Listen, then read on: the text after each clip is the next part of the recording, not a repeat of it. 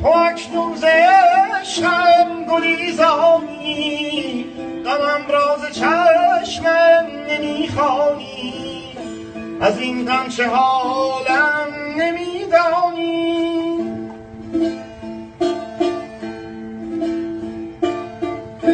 پس از تو نمونم برای خدا، تو مرگ دلم را ببین و برو. چو توفان سختی ز شاخه غم، گل هستیم را بچین و برو.